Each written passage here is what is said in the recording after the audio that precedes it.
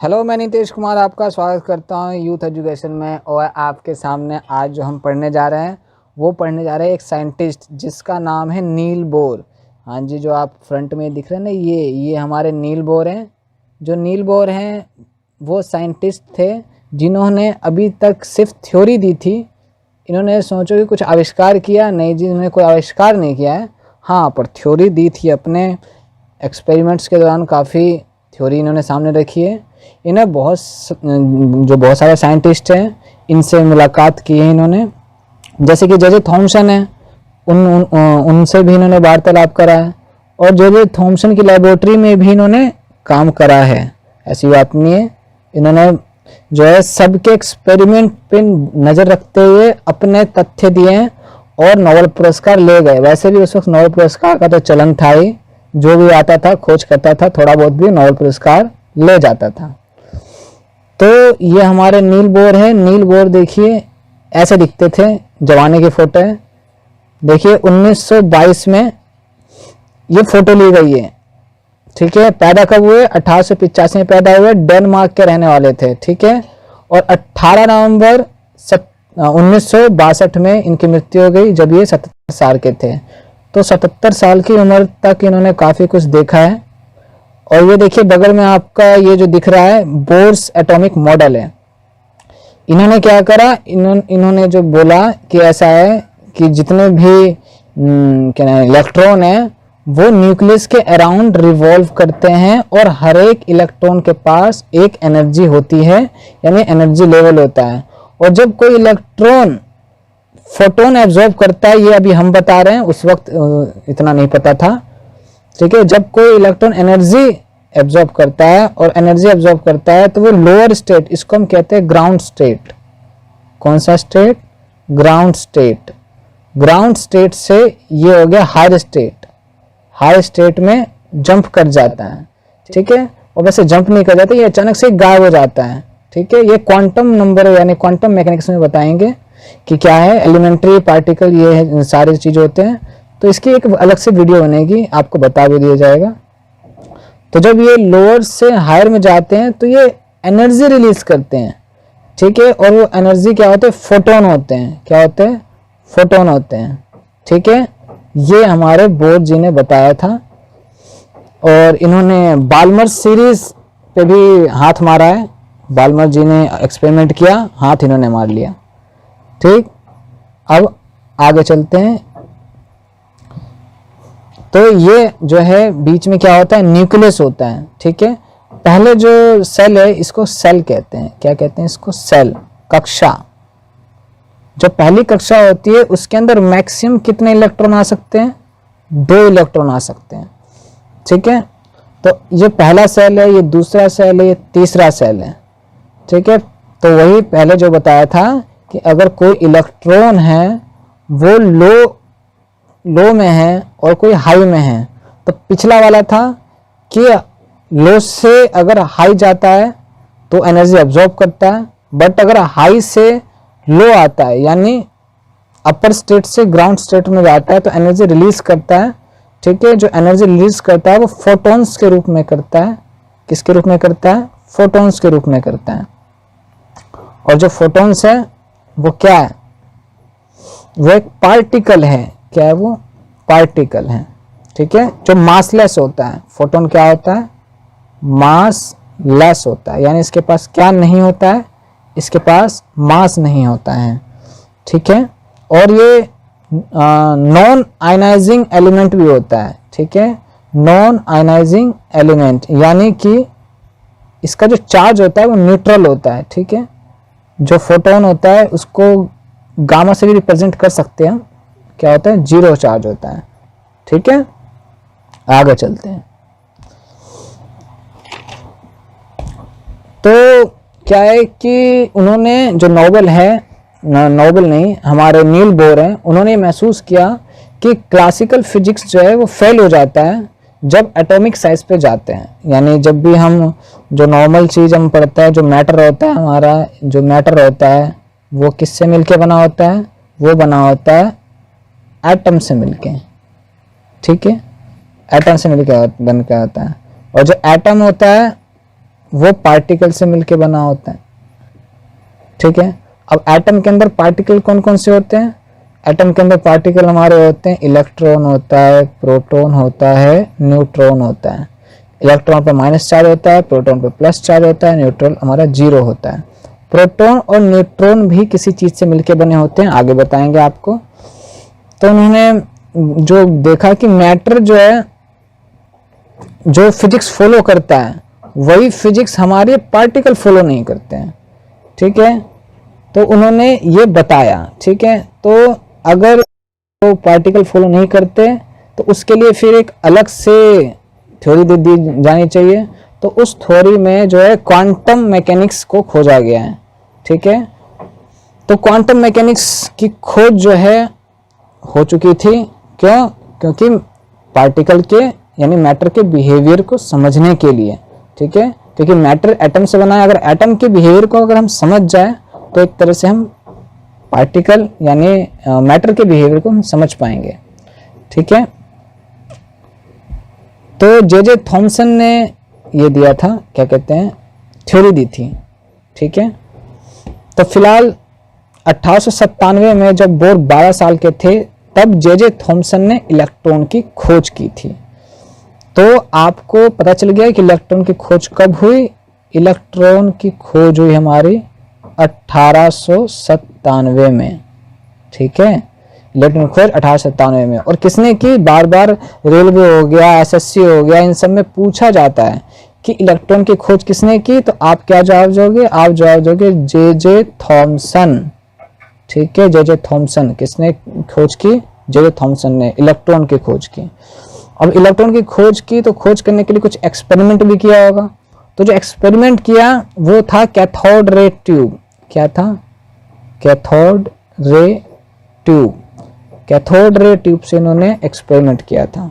ठीक है, तो जे थॉमसन ने 1897 में किसकी खोज की? इलेक्ट्रॉन की खोज की। ये आपको रट लेना है। ठीक है, अब उन्होंने क्या बोला? उन्होंने बोला कि जो इलेक्ट्रॉन है वो पॉजिटिवली चार्ज जो है ना, पॉजिटिवली चार्ज स्फीयर से घिरा होता है।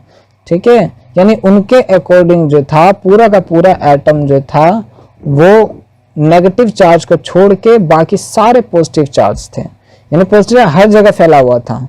ठीक है, पूरे एटम में हर जगह बस पॉजिटिव ही पॉजिटिव दिख रहा हो और जो बचा हुआ पार्ट है वो नेगेटिव नेगेटिव है।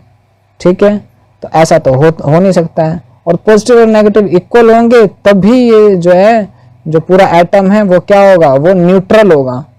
तो न्यूट्रल होने के लिए क्या होना चाहिए? पॉजिटिव और नेगेटिव चार्ज क्या होने चाहिए? इक्वल होने चाहिए। और पॉजिटिव नेगेटिव चार्ज अगर इक्वल नहीं होंगे तो क्या होगा? तो जाहिर सी बात है वो न्यूट्रल नहीं रह पाएगा। ठीक है, तो उन्होंने प्लम पैडिंग की भी अपनी थ्योरी दी। ठीक है, ये दिखा रहा है, क्या दर्शा रहा है? ये दर्शा रहा है ये बड़ा सा पॉजिटिव, यानी कि पूरा स्फीयर जो है वो पॉजिटिव चार्ज है और उसके अंदर ये तरबूज के बीज की तरह ये जो दिख रहे हैं ये धसे हैं इलेक्ट्रॉन, और जो इलेक्ट्रॉन धसे हुए हैं वो क्या है? Negative charge. ठीक है, आगे चलते हैं। हमारे ये हमारे रदरफोर्ड साहब है। ठीक है, रदरफोर्ड है। तो रदरफोर्ड जो है उन्होंने भी अपनी कुछ थ्योरी पेशकश की थी। उन्होंने बोला हम भी पीछे नहीं हटेंगे, हम भी कुछ आगे थ्योरी देना चाहते हैं। ठीक है, और इन्होंने पहले ही थ्योरी दे दी थी, नीट बोर्ड से पहले ही। ठीक है, तो रदरफोर्ड ने क्या थ्योरी दी थी? रदरफोर्ड ने एक एटॉमिक मॉडल दिया था और उस एटॉमिक मॉडल में इन्होंने ये बताया था कि जो इलेक्ट्रॉन है वो क्या होता है? वो रिवॉल्व कर करके हमारा किस में घुस जाता है? हमारे न्यूक्लियस के अंदर चला जाता है। यानी कि रदरफोर्ड के अकॉर्डिंग ये जो इलेक्ट्रॉन है वो एनर्जी रिलीज करता रहेगा और एनर्जी रिलीज करेगा। ठीक है, तो एनर्जी रिलीज करेगा तो क्या होगा? एनर्जी डी एसिलरेट होगा, इसकी स्पीड डी एसिलरेट होगी और डी एसिलरेट होके कहाँ चली जाएगी? नाभिक में चली जाएगी। जबकि ऐसा नहीं है। हमें पता है कि नाभिक की वजह से ही इलेक्ट्रॉन अपनी सभी पॉसिबल स्टेट ऑफ एनर्जी में एग्जिस्ट करता है और न्यूक्लियस की ही वजह से ये पॉसिबल है कि कोई भी इलेक्ट्रॉन अपने ग्राउंड स्टेट के एनर्जी से नीचे एनर्जी नहीं नहीं आ सकते, उस एनर्जी से नीचे नहीं आ सकते। ठीक है, क्यों? क्योंकि हमारे न्यूक्लियस ही एनर्जी प्रोवाइड करता रहता है, न्यूक्लियस की वजह से एनर्जी आती रहती है। ठीक है, तो हमारे रदरफोर्ड इन्होंने एटॉमिक मॉडल दिया और उस एटॉमिक मॉडल में ये बताया, तो इनकी कमियां थी। लिखा भी in Rutherford model of the atom the accelerating electron should gradually loss energy and even usually spiral into the positive charge nucleus. ठीक है, इन्होंने सीधा सीधा बताया न्यूक्लियस में चला जाता है। क्लियर है? यानी इस वक्त न्यूक्लियस की भी खोज हो चुकी थी, इलेक्ट्रॉन की भी खोज हो चुकी थी। ठीक है, तभी इन्होंने इलेक्ट्रॉन का जिक्र किया और न्यूक्लियस का जिक्र किया। किन्होंने जिक्र किया? रदरफोर्ड ने। ठीक है, फिलहाल हम आपको बता दें कि रदरफोर्ड ने जो न्यूक्लियस नहीं, रदरफोर्ड ने जो खोज की वो हमारी खोज की किसकी? प्रोटॉन की खोज की। किसकी खोज की? प्रोटॉन की खोज की। ठीक है, प्रोटॉन की खोज की। यानी उस वक्त उन्होंने, जो मैं अपने शब्द वापस लेना चाहूंगा, उस वक्त न्यूक्लियस की खोज इन्होंने ही करी थी। ठीक है, अब न्यूक्लियस में क्या खोज करी? उन्होंने प्रोटॉन की खोज करी।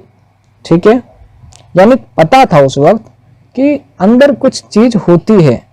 ठीक है, और उस कुछ चीज का नाम है पॉजिटिव चार्ज आयन। ठीक है, तो इस वक्त जो है हमारे क्या नाम है, कैथोड रे ट्यूब एक्सपेरिमेंट में, किसमें? कैथोड रे ट्यूब एक्सपेरिमेंट में, कैथोड रे ट्यूब एक्सपेरिमेंट। हमारा वैक्यूम पंप किधर गया भाई साहब? वैक्यूम पंप दिख नहीं रहा है, कोई दिक्कत नहीं है।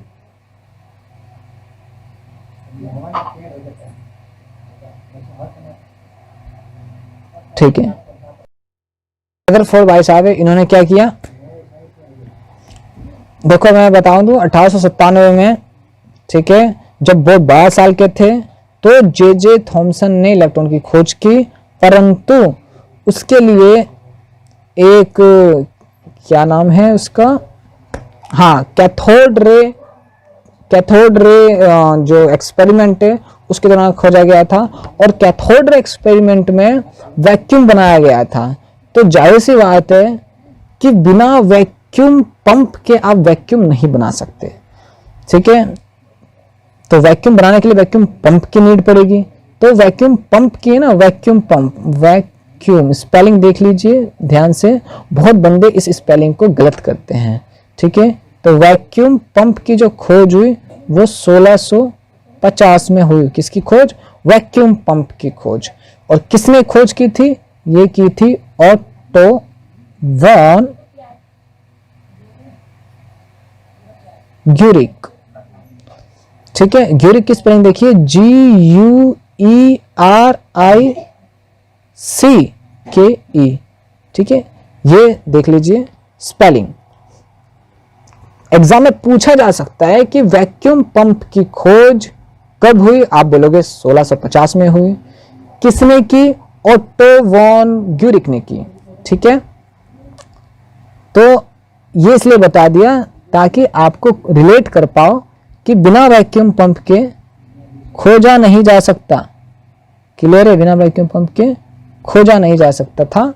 क्या नहीं खोजा सकता था? इलेक्ट्रॉन, क्योंकि जब वैक्यूम क्रिएट नहीं होगा तो एक्सपेरिमेंट कैसे हो पाएगा। ठीक है, चलो आगे चलते हैं। तो हमारा गोल्ड फॉइल एक्सपेरिमेंट किया गया था। गोल्ड फॉइल एक्सपेरिमेंट किसके द्वारा किया गया था? जी, रदरफोर्ड के द्वारा किया गया था। ठीक है, गोल्ड फॉइल एक्सपेरिमेंट। ठीक है, तो जे थॉमसन ने 1897 में इलेक्ट्रॉन की खोज की। कैथोड रे ट्यूब एक्सपेरिमेंट से पता किया। ठीक है, तो इलेक्ट्रॉन की खोज हुई। अब रदरफोर्ड है, रदरफोर्ड भाई साहब ने 1909 में, किसमें? 1909 में किसकी खोज की? 1909 में खोज की हमारे प्रोटॉन की खोज की। किसकी खोज की? प्रोटॉन की खोज की।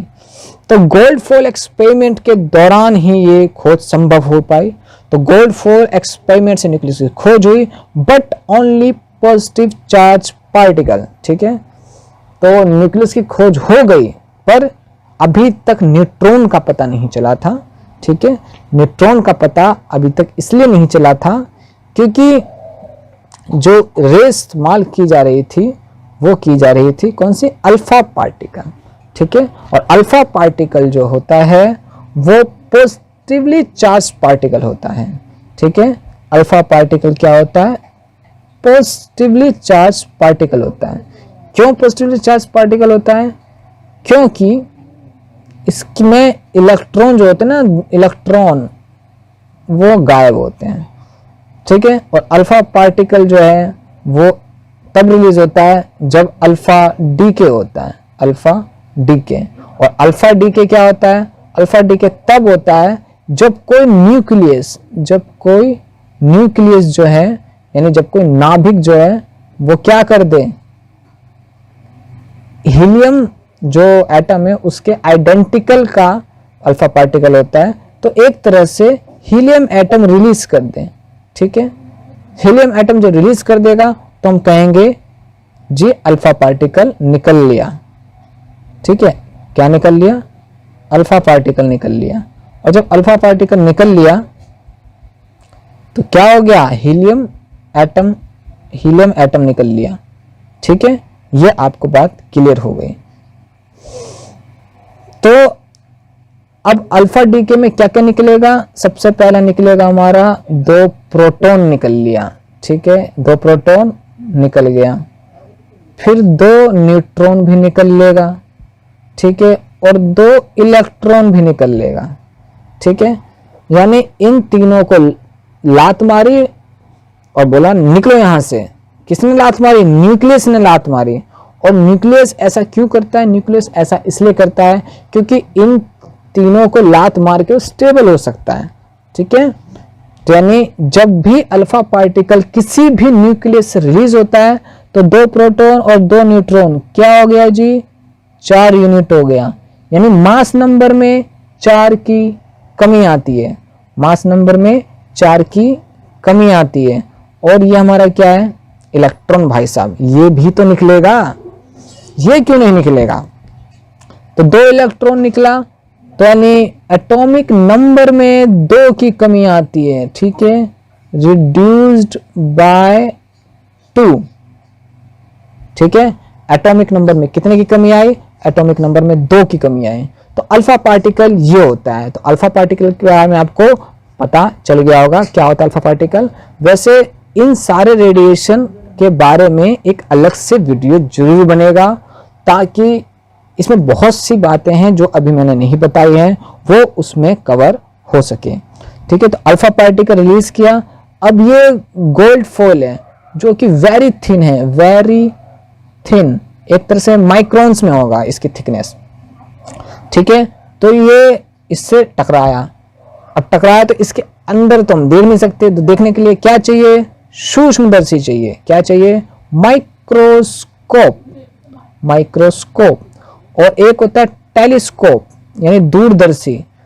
तब मैं बताता हूं, टेलीस्कोप की जो खोज की वो की गैलीलियो गैली ने। किसने, गैलीलियो। ठीक है, गैलीलियो ने की। अब मुझे आप बताओगे दूरदर्शी की खोज तो गैलीलियो ने की, अब बताओ माइक्रोस्कोप की खोज किसने की, ये आपको कमेंट्स में बताना है। ठीक है, क्योंकि माइक्रोस्कोप के बिना ये संभव नहीं था कि आप किसी भी गोल्ड फॉइल के अंदर झांक सको एटॉमिक लेवल पे। ठीक है, पर फिर भी थ्योरी होती है ना, थ्योरी तो देंगे ही देंगे। तो गोल्ड फॉइल पे क्या टकराया, अल्फा पार्टिकल टकराया। अब जब अल्फा पार्टिकल टकराएगा तो देखिए कुछ ऐसा नज़ारा हो। ये है हमारा थॉमसन, जे थॉमसन का मॉडल है, और ये जी हमारा है रदरफोर्ड जी का। साफ साफ अलग अलग दिख भी रहा होगा। क्या आगे डिस्क्राइब है, हाँ जी ये रहा, आगे डिस्क्राइब है। तो ये अल्फा रे आया, अल्फा रे गोल्ड फॉइल के अंदर टकराया, और गोल्ड फॉइल जो है उसको जूम करके ये आपको बड़ा सा गोल्डफॉल का एटॉमिक लेवल पे पहुंचा देते हैं हम, ताकि आप इस एटम की दुनिया के अंदर जा सकें। तो अल्फा रे देखिए कुछ सीधे सीधे चले गए। अब सीधे सीधे चले गए इसका मतलब है अल्फा पार्टिकल इलेक्ट्रॉन से इंटरेक्ट नहीं किया। वो बोला जी मुझे कोई मतलब ही नहीं है इलेक्ट्रॉन से, निकल लो जी, ठीक है। परंतु अल्फा पार्टिकल जो है ये जो बीच में कुछ डिफ्लेक्टेड हो गया, एकदम सेंटर में जाके, एटॉमिक के सेंटर में जाके डिफ्लेक्ट हो गया, और कुछ जो है 180 डिग्री पे वापस आ गए, नहीं जिस रास्ते से गए थे उस रास्ते से वापस आ गए। तो बीच में कोई गार्ड जरूर बैठा था, कोई बॉडी गार्ड जरूर था, जो कि कोई बोल रहा लेफ्ट से जाओ, कोई बोल रहा राइट से जाओ, और किसी को वापस ही भेजा जी आपके पास लाइसेंस ही नहीं है, ठीक है। तो इसका मतलब क्या है? इसका मतलब ये है कि बीच में कुछ तो ऐसा था, कुछ तो ऐसा था जो कि अल्फा रे को डिस्टर्ब कर रहा था, और अल्फा रे को डिस्टर्ब कर रहा था, नहीं बीच में कुछ था। तो रदरफोर्ड ने अनुमान लगा लिया कि ऐसा है, कुछ तो है बीच में, तभी ये सारे के सारे पार्टिकल जो है ना जा नहीं रहे। तो उन्होंने तब बोला कि जो बीच में पार्टिकल मौजूद है उसका नाम प्रोटॉन है, और इन्हें प्रोटॉन जो है वो पॉजिटिव है। अब आप सोचो उन्होंने ऐसा क्यों बोला कि प्रोटॉन जो है वो पॉजिटिव है? रीजन है अल्फा जो पार्टिकल है, जैसा कि मैंने बताया था, वो भी पॉजिटिव होता है, ठीक है, और पॉजिटिव होता है इसलिए रिपेल होके बाउंस बैक हुआ। अगर नेगेटिव होता तो चिपक नहीं जाता, ठीक है, क्योंकि पॉजिटिव और नेगेटिव आपस में बॉन्ड बना सकते हैं, इंटरेक्ट करते हैं, ठीक है, और चिपक जाते हैं।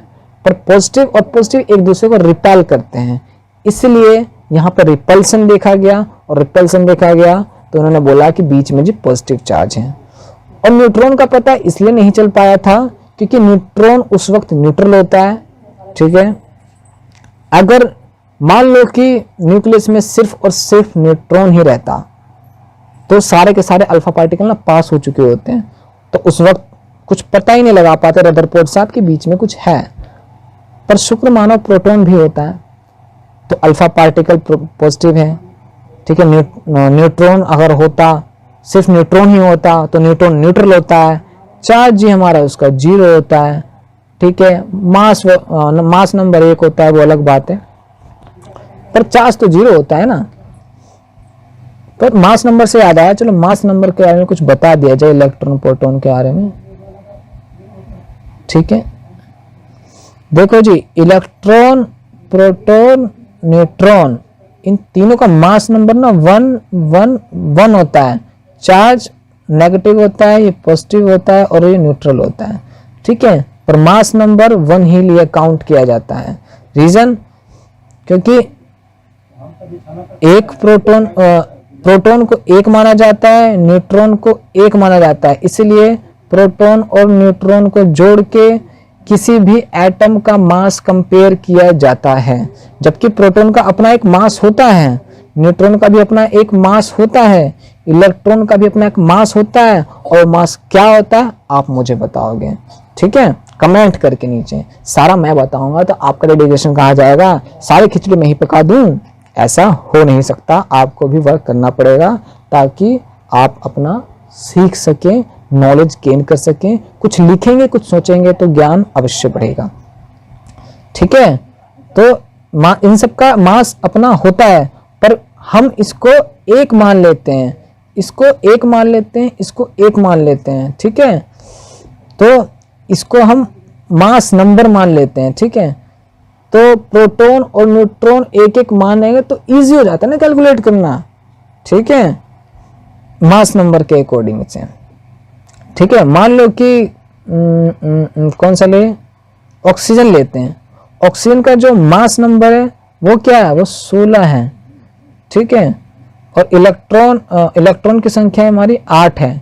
तो जितनी इलेक्ट्रॉन की संख्या है, ठीक है, उतना कभी भी हम क्या नहीं लेते हैं, उतना हम उसको हम वो नहीं मान सकते हैं, क्या कहते हैं, एटॉमिक नंबर। अगर आपको एटॉमिक नंबर डिसाइड करना हो ना तो आप हमेशा प्रोटॉन से करेंगे, ठीक है, प्रोटॉन जल्दी रिलीज नहीं होता, न्यूट्रॉन तो भले ही एक पल को हो जाए, प्रोटॉन जल्दी रिलीज नहीं होता। इसलिए प्रोटॉन ज्यादातर मैक्सिमम केस में 99.99% केस में परमानेंट रहता है, न इधर से उधर होता है, कहीं खिसकता ही नहीं है। ठीक है, तो प्रोटॉन क्या होता है, परमानेंट होता है ज्यादातर। इसीलिए एटॉमिक नंबर हम प्रोटॉन से मानते हैं। प्रोटॉन अगर 8 है, भले ही इलेक्ट्रॉन 5 क्यों ना हो, तो हम पहचान जाएंगे कि जी ये ऑक्सीजन का एटम है। ठीक है, तो प्रोटॉन 8 है तो ये ऑक्सीजन हो गया, पर 8 प्रोटॉन हो गए, 8 न्यूट्रॉन हो गए, दोनों मिलके 8 8 16 हो गए। तो इसका जो एटॉमिक वेट मान लेते हैं ना, वो मान लेते हैं 16, जबकि एटॉमिक वेट रियल में 16 नहीं है। याद रखो, रियल में 16 नहीं है। एक प्रोटॉन का कुछ वेट होगा, उसको 8 से मल्टीप्लाई करो, फिर एक न्यूट्रॉन का कुछ वेट होगा, उसको 8 से मल्टीप्लाई करो, तब जाके ऑक्सीजन का ओरिजिनल वेट आएगा, पर ये ओरिजिनल वेट नहीं है। ठीक है, ये मास नंबर है। ठीक है, मास नंबर जो है बस ऐसे रिप्रेजेंट करने के लिए होता है, समझो इस बात को। ठीक है, और अगर मास नंबर में कोई दिक्कत है तो बताना, मैं कमेंट सेक्शन में आपको जरूर बताऊंगा, और अगली वीडियो में भी आपको एक्सप्लेन कर दूंगा कि मास नंबर एक्चुअली में होता क्या है। वैसे तो आपको समझ में आ गया होगा, मुझे आप पे पूरा भरोसा है। ठीक है, तो यहाँ गोल्ड फॉइल की बात चल रही थी, तो इन्होंने 3 चीज देखी, उन्होंने 3 चीज देखी। तो क्या चीज देखी? 3 चीज देखी। इन्होंने पहली चीज ये देखी कि कुछ पार्टिकल सीधा चले गए। अब कुछ पार्टिकल सीधा चले गए, यानी कि अल्फा पार्टिकल इलेक्ट्रॉन से इंटरैक्ट नहीं करता, इंटरैक्ट नहीं करता है। ठीक है, अल्फा पार्टिकल सीधा सीधा चला गया। दूसरा है कि अल्फा जो पार्टिकल है वो किससे इंटरैक्ट किया? वो न्यूक्लियस से इंटरैक्ट किया। अब न्यूक्लियस में 2 टाइप की सिचुएशन आई। पहली कि 180 डिग्री पे वापस रिफ्लेक्ट हो गई, दूसरी कि साइड से गई है। ठीक है, साइड से गई है, टिल्ट हुई है, थोड़ी टिल्ट हुई है। तीनों ऑब्जर्व किया, और तीनों चीज को ऑब्जर्व करके इन्होंने बोला जी बीच में प्रोटॉन है। ठीक है, ये आपको बात पता चल गई। फिर उसके बाद हमारे बाद आए जी जेम्स चैडविक। जी हाँ, इनकी शक्ल देख लीजिए, बड़ी प्यारी है जी। जेम्स चैडविक है, बड़े ठाट बाट में बैठे हुए हैं। ठीक है, तो जेम्स चैडविक है, इन्होंने डिस्कवरी की, किसकी डिस्कवरी की? न्यूट्रॉन की डिस्कवरी की। अब न्यूट्रॉन की डिस्कवरी करने के लिए भी इन्होंने क्या किया? इन्होंने एक्सपेरिमेंट किया। वो एक्सपेरिमेंट आपको बताएंगे। फिलहाल हम बता दें कि जो न्यूट्रॉन की डिस्कवरी है उसका श्रेय हमारे जेम्स चैडविक साहब को जाता है। ठीक है, while proving Rutherford's atomic theory revolution the understanding the atomic structure। ठीक है, जबकि उन्होंने रदरफोर्ड की एटॉमिक थ्योरी को प्रूफ करते हुए एटॉमिक स्ट्रक्चर को बताया। ठीक है, तो James Chadwick atomic theory of quantum mechanical model of atom, तो इन्होंने ही quantum mechanical model of atom की शुरुआत करी। बोला कि ऐसा है, शुरुआत तो पहले हो गई थी, इन्होंने और ज्यादा क्या, इन्होंने क्या किया? बेरिलियम एटम की बम्बार्डमेंट की। चलो एक्सपेरिमेंट दिखाते हैं। वैसे ये पता चल चुका है आपको, जेम्स चैडविक ने न्यूट्रॉन की खोज की। कब खोज की? 1932 में की। ठीक है, 1909 में हमारे रदरफोर्ड ने की थी।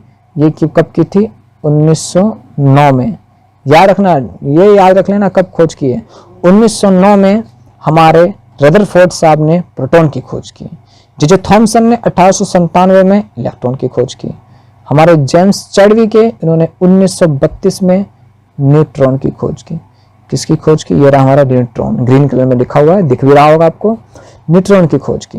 ठीक है, तो इन्होंने क्या किया? इन्होंने देखते हैं आगे एक्सपेरिमेंट लिखा है। हाँ जी, एक्सपेरिमेंट भी दिया है। इन्होंने ऐसा किया, इन्होंने क्या किया जी? बीच में जी पोलोनियम रखा। क्या रखा? पोलोनियम, जो कि एक रेडियो एक्टिव क्या एलिमेंट है। रेडियो एक्टिव से क्या होता है? रेडिएशन निकलता है। रेडियो एक्टिव एक अनस्टेबल एलिमेंट होता है, अनस्टेबल, हमेशा या तो अल्फा निकालेगा या बीटा निकालेगा या गामा निकालेगा। ठीक है, अल्फा हमारा पॉजिटिव चार्ज होता है, बीटा हमारा पॉजिटिव और नेगेटिव, ठीक है, पॉजिटिव और नेगेटिव बीटा डी के होता है, और गामा हमारा क्या होता है, फोटोन होता है। ठीक है, तो रेडियो एक्टिव से रेडिएशन निकला है। ठीक है, और रेडिएशन जो है इफेक्ट करता है। ठीक है, हमारे डेली लाइफ में इफेक्ट करता है। हमारा इलेक्ट्रोमैग्नेटिक भी एक रेडिएशन होता है, इलेक्ट्रोमैग्नेटिक क्या होता है, रेडिएशन होता है। वो कहाँ से कहाँ तक होता है, वो हमारा गामा रे से शुरू होता है, एंड में जाता है रेडियो वेव्स पे, रेडियो वेव पे जाता है। ठीक है, गामा रे की फ्रीक्वेंसी सबसे हाई होती है, number of rotation, number of, ठीक है, साइकिल पर सेकेंड सबसे ज्यादा होती है, क्योंकि वेवलेंथ ही कम होता है। वेवलेंथ कम होता है, आपको क्या लगता है कि वेवलेंथ कम होगा तो नंबर ऑफ रोटेशन ज्यादा नहीं होगा, कि वेवलेंथ कम होगा तो एक ही रहा, देखो फटाफट फटाफट फटाफट फटाफट ऐसे में चल लेगा। ठीक है, ये नंबर ऑफ साइकिल की कितना ज्यादा हो गया, पर लॉन्ग होगा तो ये देखो 1 2 3, और इतने में इसने 8-10 ऐसे ही मार लिया है। ठीक है, समझ में आ रहा है ना। ठीक है, तो ये हमारा रेडियो वेव्स हो गया है। ये बहुत इन्होंने मार दिया है, थोड़ा क्लियर कर देते हैं।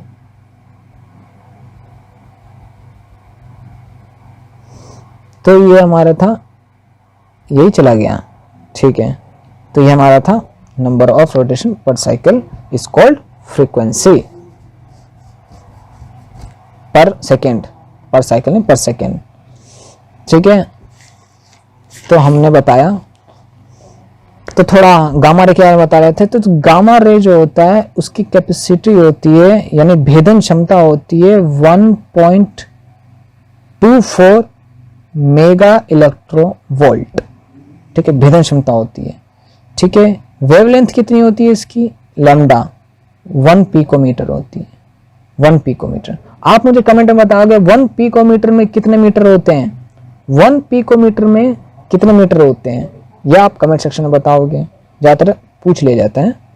ठीक है, और इसकी जो फ्रीक्वेंसी है, फ्रीक्वेंसी वो है 300 EHz, HZ हर्ज। ठीक है, हर्ज क्या होती है, यूनिट होती है, किसकी यूनिट होती है, हर्ज फ्रीक्वेंसी की यूनिट होती है। ठीक है, फ्रीक्वेंसी यूनिट क्या होती है, हर्ज होती है। हम जो है कितने हर्ज तक सुन पाते हैं, 20 हर्ज से 20 किलो हर्ज तक की ध्वनि हम सुन पाते हैं। कुत्ते जो बिल्ली होते हैं वो कितने सुन पाते हैं, जो शिशु होते हैं, जो छोटे शिशु होते हैं, वो 25 किलो हर्ट्ज तक की ध्वनि सुन पाते हैं। ठीक है, ये इससे जो कम साउंड होती है इसे क्या कहते हैं, इंफ्रासोनिक साउंड, और 20 किलो हर्ट्ज से ऊपर साउंड होती है उसे कहते हैं अल्ट्रासोनिक साउंड। ठीक है, अल्ट्रासोनिक साउंड, क्लियर है। जो रेंज है हम सुन पाते हैं उससे ऊपर और नीचे ध्वनि को इंफ्रा और अल्ट्रा से डिनोट किया जाता है।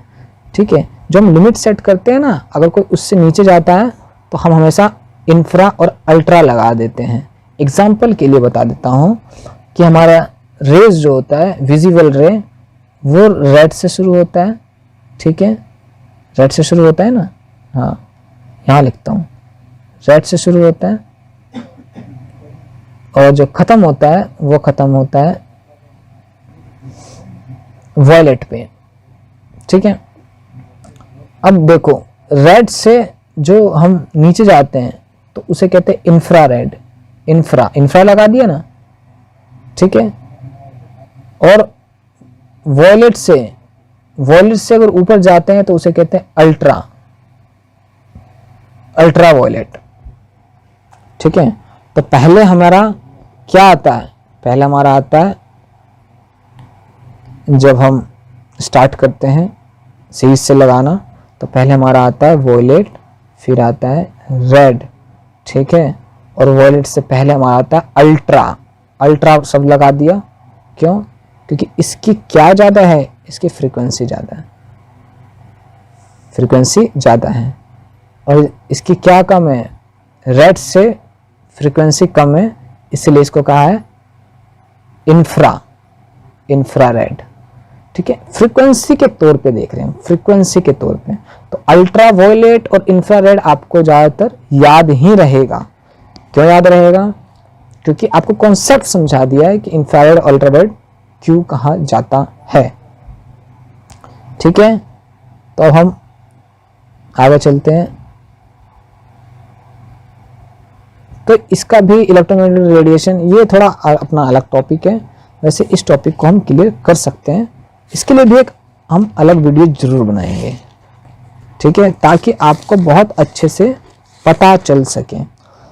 ठीक है, तो जेम्स चैडविक इन्होंने क्या किया है, देखिए सबसे पहले इन्होंने जेम्स चैडविक की बात आती है, पोलोनियम सोर्स लिया। क्या सा सोर्स लिया? पोलोनियम सोर्स लिया, जो कि ये भी अल्फा पार्टिकल रिलीज करता है। क्या बात है, क्या बात है। ठीक है, तो बेरिलियम अल्फा पार्टिकल जो है ये बेरिलियम को भेज सकता है। जी हाँ, भेज सकता है। बेरिलियम से टकराया, तो जैसे टकराया तो ये अनस्टेबल हो गया। क्या अनस्टेबल हो गया? बेरिलियम भाई साहब अनस्टेबल हो गया। अनस्टेबल हुआ तो इन्होंने न्यूट्रॉन छोड़ा।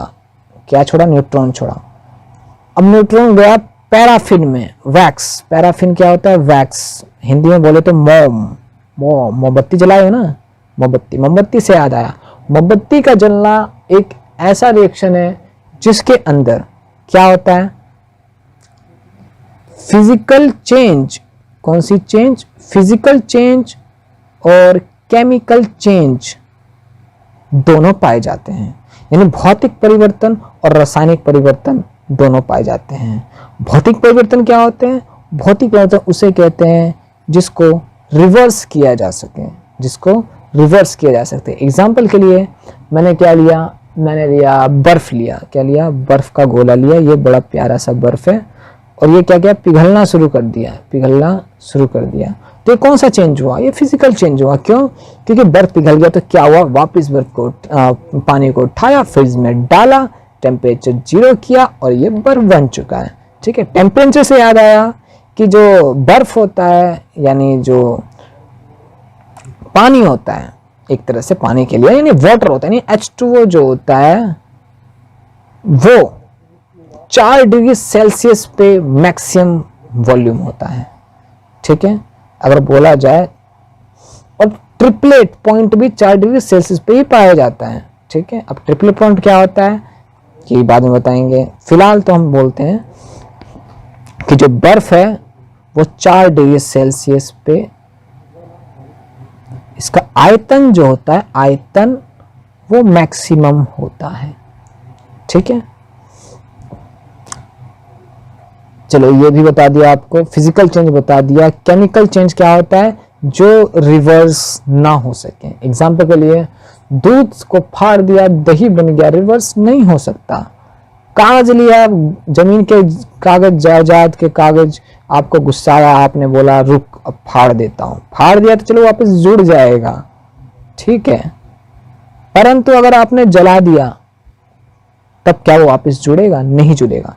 तो जो जला दिया ना, तो वो हो गया आपका केमिकल चेंज। ठीक है, तो पैराफिन लिया। अब न्यूट्रॉन क्या किया? पैराफिन में गया। अब यहां न्यूट्रॉन एंट्री मारा, तो इस न्यूट्रॉन ने क्या किया? फिर से न्यूक्लियस को अनस्टेबल कर दिया। अब न्यूक्लियस अनस्टेबल किया तो कुछ ना कुछ तो निकालेगा ही नहीं ये। तो क्या हुआ? इन्होंने, इस न्यूट्रॉन ने प्रोटॉन ही बाहर निकाल दिया। और आपको एक बात बताएं, न्यूट्रॉन के अंदर, न्यूट्रॉन सबसे मैक्सिमम इंटेंसिटी जो होती है ना, भेदन क्षमता, वो न्यूट्रॉन की होती है। ठीक है, ये न्यूट्रॉन जो है कागज को पार करता हुआ, और किसको पार करेगा? ये एल्यूमिनियम को पार करता हुआ लेड को पार कर देता है, और कंक्रीट को भी थोड़ा बहुत भेद देता है, थोड़ा बहुत ही भेदता है। ठीक है, पर सबसे ज्यादा स्पीड और भेदन क्षमता जो है हमारे न्यूट्रॉन की होती है। न्यूट्रॉन के अंदर ऐसी क्षमता होती है कि ये किसी भी एटम को ट्रांसम्यूट ही कर देता है, यानी एक एटम को दूसरे एटम में ही चेंज कर देता है।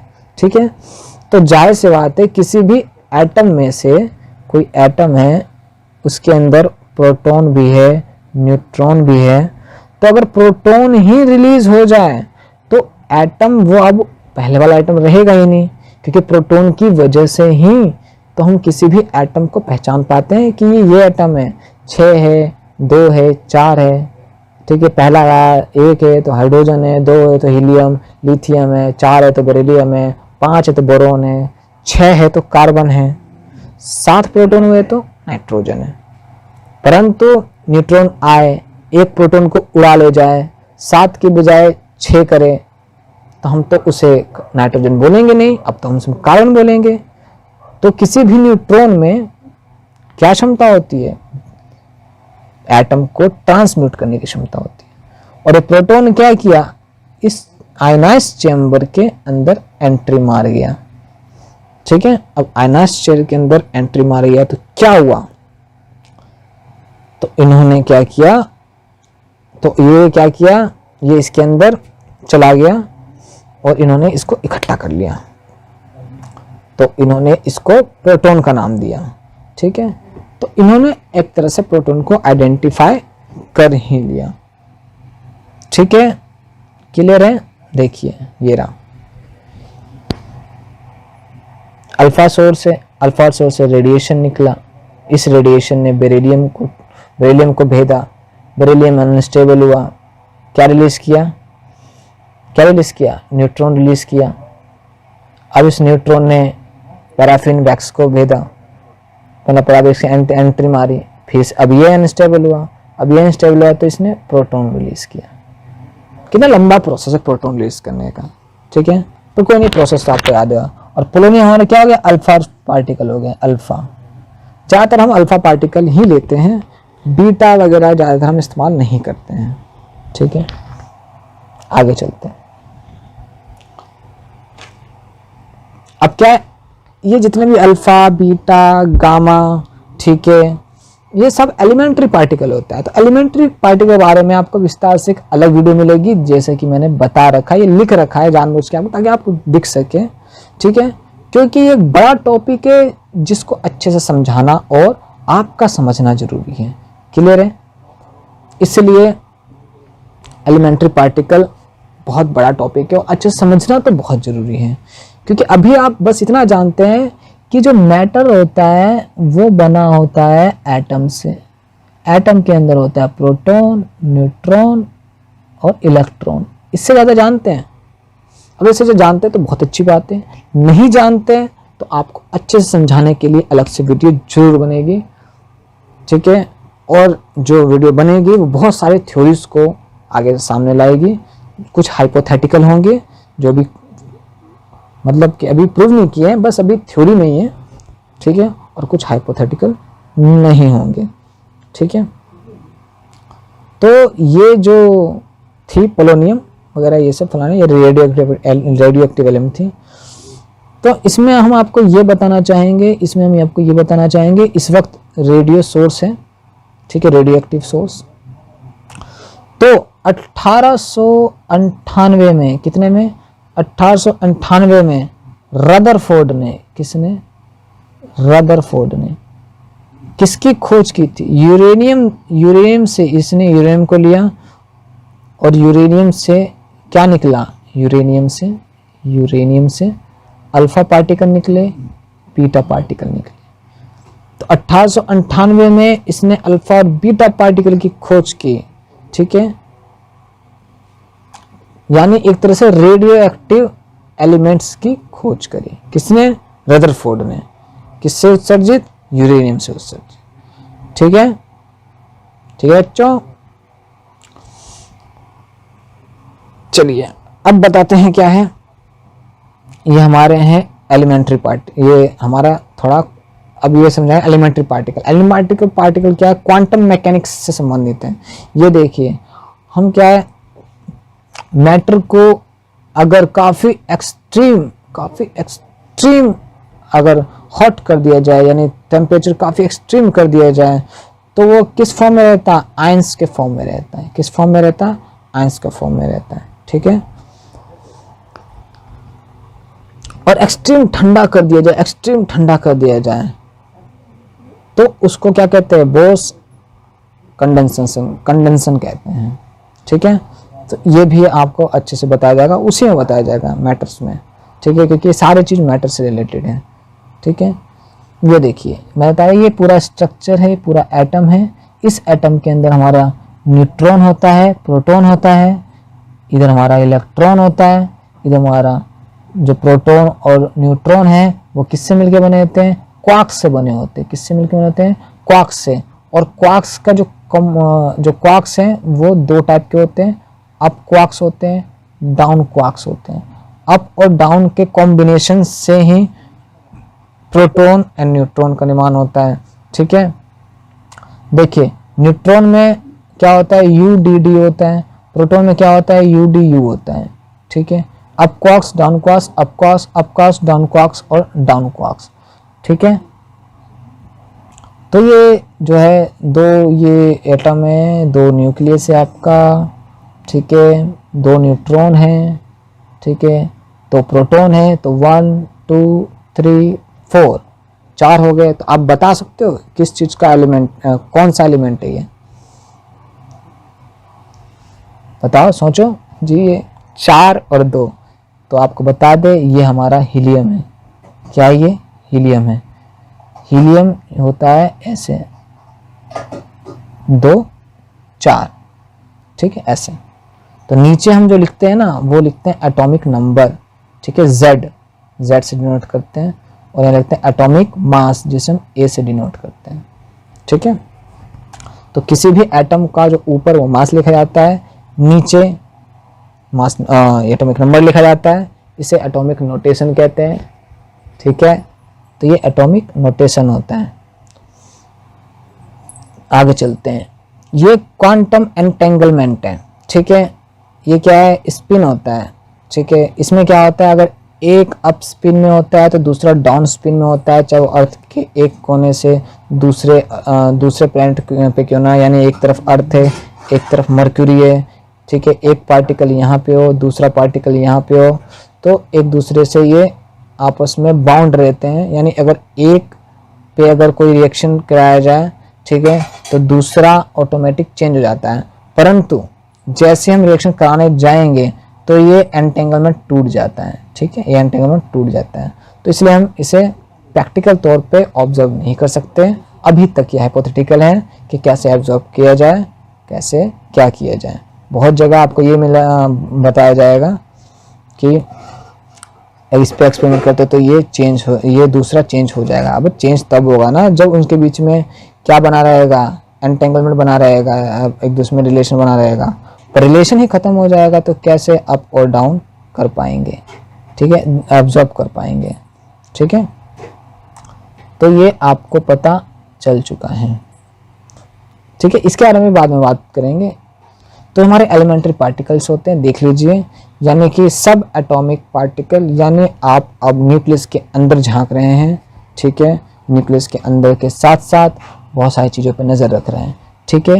ये क्वार्क्स होते हैं, लेप्टॉन्स होते हैं, ठीक है। लेप्टॉन्स के अंदर इलेक्ट्रॉन आता है, म्यून आता है, टाउ आता है, ठीक है। न्यूट्रिनो आते हैं, न्यूट्रिनो यानी इसमें न्यूट्रिनो जुड़ जाता है, ठीक है, तो इलेक्ट्रॉन न्यूट्रिनो बन जाता है। इसमें न्यूट्रिनो जुड़ेगा तो म्यू न्यूट्रिनो बनेगा, इसमें न्यूट्रिनो जुड़ेगा तो टाउ न्यूट्रिनो बनेगा, ठीक है। क्वार्क्स होते हैं, up quarks, down quarks, charm quarks जो होते हैं, स्ट्रेंच क्वार्क्स, टॉप क्वार्क्स और बॉटम क्वार्क्स होते हैं, ठीक है। ये फर्स्ट जनरेशन है, ये सेकंड जनरेशन है, ये थर्ड जनरेशन है, ठीक है। इसका जो मास होता है, फर्स्ट जनरेशन का जो मास होता है ना, जूम कर देते हैं ऐसे, फर्स्ट जनरेशन मास कम होता है, ठीक है। सेकंड जो जनरेशन है उसका मास इससे ज़्यादा हैवियर है, और थर्ड जनरेशन का मास यानी द्रव्यमान उससे ज़्यादा है, ठीक है। ज़्यादातर ये डिफरेंसेस है, और थोड़े से कैरेक्टरिस्टिक्स में भी डिफरेंसेस हैं, ठीक है। और ये फोर्स कैरियर होते हैं, ठीक है, रहा इंटरेक्शन फोर्स कैरियर, ठीक है, जिसे हम बोसोन कहते हैं, ठीक है। इनकी वजह से ही संसार में फोर्स एग्जिस्ट करता है, ठीक है। ऐसी थ्योरी दी गई है। पहला होता है ग्लूऑन, ठीक है, जिसकी वजह से ग्लूऑन होता है, ठीक है। ग्लूऑन क्या होता है, दो क्वार्क्स आपस में जिस बॉन्ड से जुड़ा होता है वो ग्लूऑन होता है, यानी ग्लूऑन ही दो क्वार्क्स को आपस में जोड़ने का काम करता है। फोटोन होता है जिसके बारे में आप अच्छे से जानते हो। जेड बोसोन, डब्ल्यू बोसोन, ये वो होते हैं जो अल्फा और बीटा डीके में पार्टिसिपेट लेते हैं।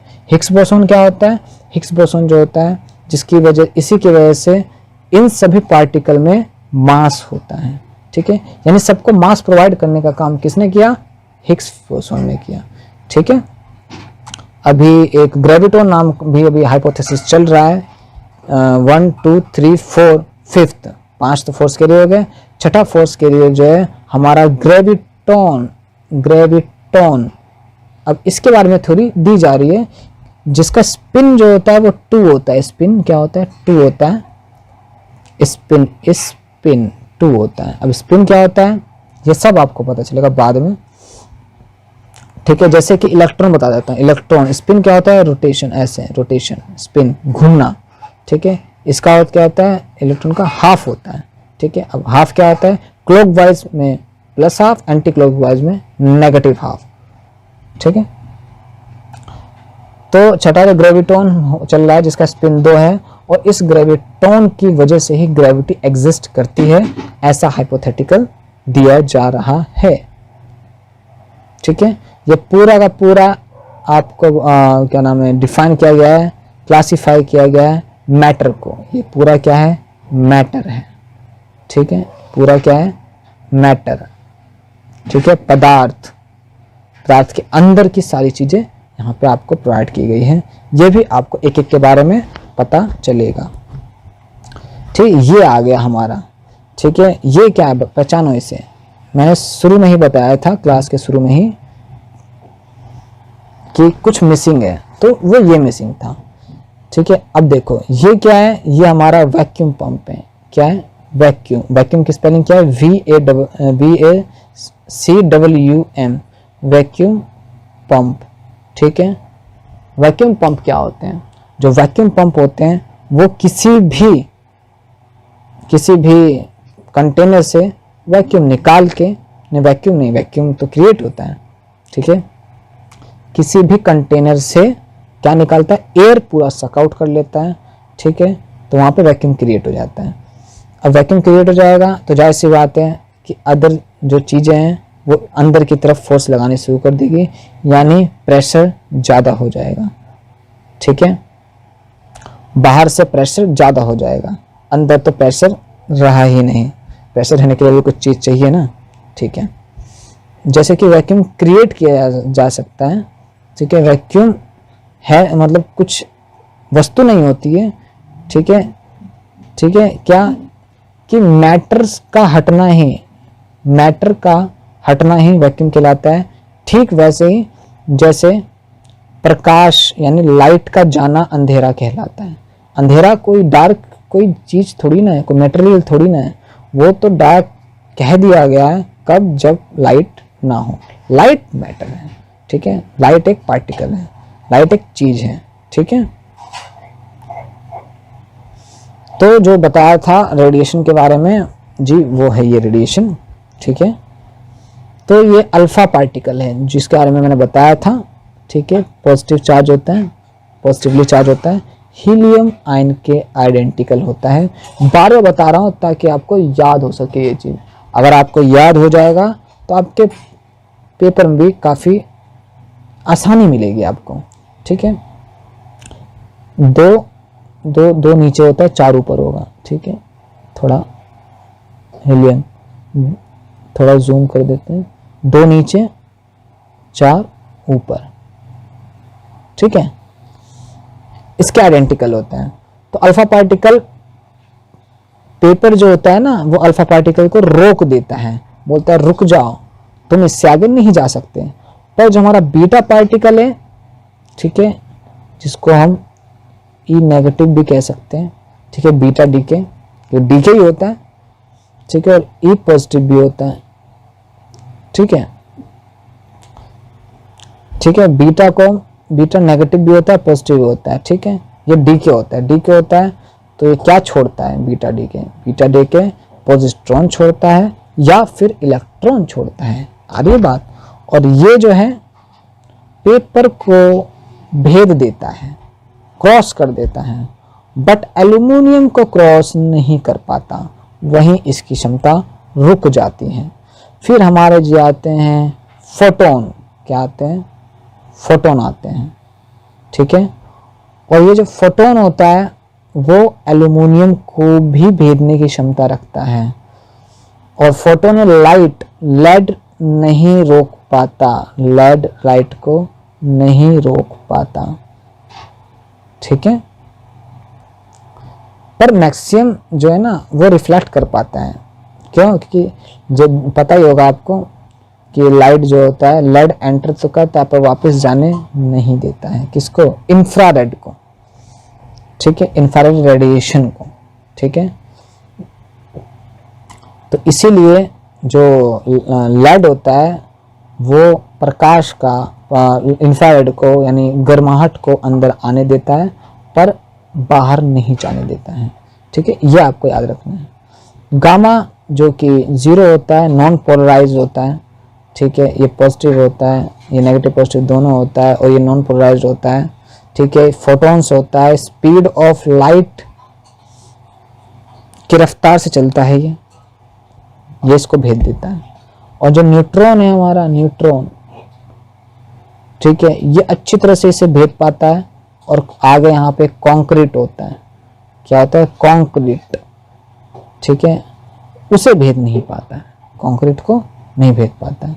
हमारा जो एक्सरे है वो भी गामा रे की तरह है, एक्सरे, पेन बदल लेते हैं भाई साहब, ये रहा हमारा जो एक्सरे है, थोड़ा जूम आउट किया है, इसको हटा ही देते हैं, ठीक है।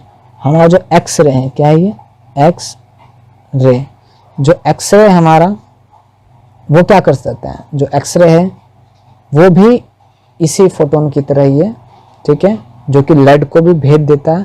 बट एक्सरे जो है ये भी आगे कॉन्क्रीट होता है, क्या होता है, कॉन्क्रीट, जो वेरी डेंस मेटल होता है, वेरी डेंस मेटल, ठीक है, उसको ये भेद नहीं पाता एक्सरे, ठीक है।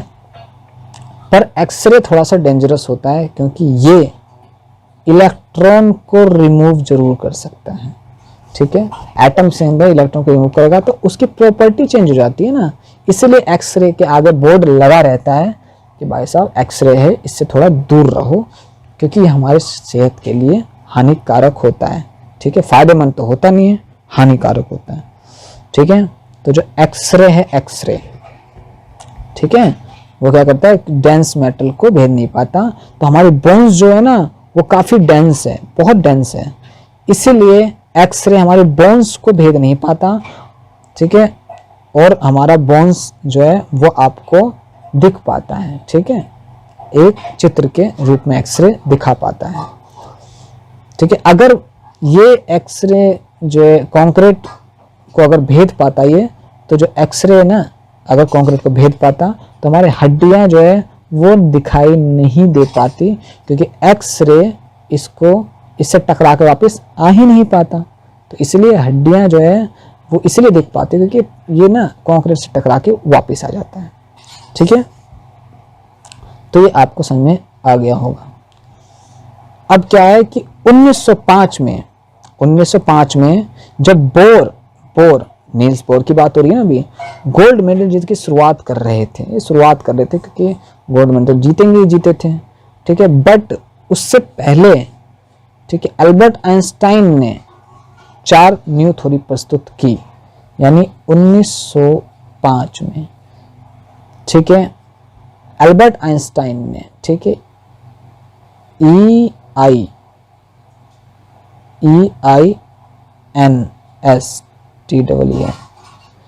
ठीक है। तो अल्बर्ट आइंस्टीन ने थ्योरी दी, ठीक है। पहला जो थ्योरी दी वो दी है ब्राउनियन मोशन। अब ब्राउनियन मोशन क्या होता है, उसने ये बताया जितने भी पार्टिकल होते हैं ना, पार्टिकल मैटर के अंदर जितने भी पार्टिकल होते हैं, ठीक है, ये हमारा मैटर हो गया, इसके अंदर जो पार्टिकल है ये, ठीक है, वो क्या करते हैं, निरंतर गति करते हैं, ठीक है, निरंतर गति करते हैं। कैसे गति करते हैं, वैसी गति करते हैं जैसे कोई लिक्विड के अंदर, ठीक है, लिक्विड के अंदर, ठीक है, कोई व्हीट यानी गेहूं का दाना घूमता रहता है, ठीक है।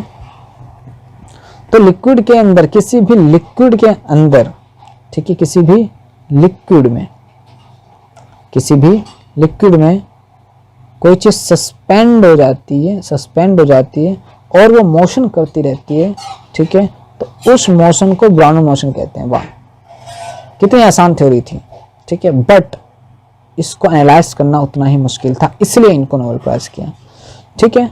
तो जितने भी random zigzag motion of particle suspended in a medium like liquid और गैस, ठीक है। तो जिगजैग मोशन, ये देखो जिगजैग मोशन करे जा रहा है, कभी इधर कर रहा है, कभी उधर भाग रहा है, कभी इधर भाग रहा है, उधर भाग रहा है, ठीक है, ठीक है। मीडियम क्या होना चाहिए? मीडियम हमारा लिक्विड होना चाहिए या फिर गैस होना चाहिए, और पार्टिकल सस्पेंडेड होना चाहिए, पार्टिकल सस्पेंडेड होना चाहिए। उसे क्या कहते हैं? ब्राउनियन मोशन कहते हैं, ब्राउनियन मोशन 1905 में, ठीक है। ब्राउनियन मोशन आपको समझ में आ गया होगा कि ब्राउनियन मोशन आखिर होता क्या है, ठीक है। फिर उसके बाद सबसे बेस्ट थ्योरी जो कि अभी तक सस्पेंस है, E=mc², जो कि एल्बर्ट आइंस्टाइन के द्वारा दिया गया है, ठीक है।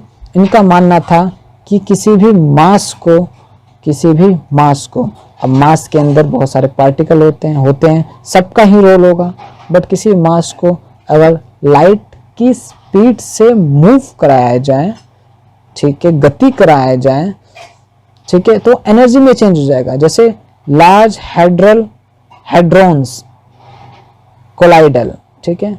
अब हेड्रॉन्स क्या होते हैं? ठीक है, क्वार्क्स होते हैं, ठीक है, क्वार्क्स होते हैं। अब क्वार्क्स में अप और डाउन क्वार्क्स होते हैं, ठीक है, हेड्रॉन्स, ठीक है। कुछ लेप्टॉन्स भी होते हैं, लेप्टॉन्स होते हैं। इलेक्ट्रॉन जो एक तरह से इलेक्ट्रॉन्स हैं, ठीक है।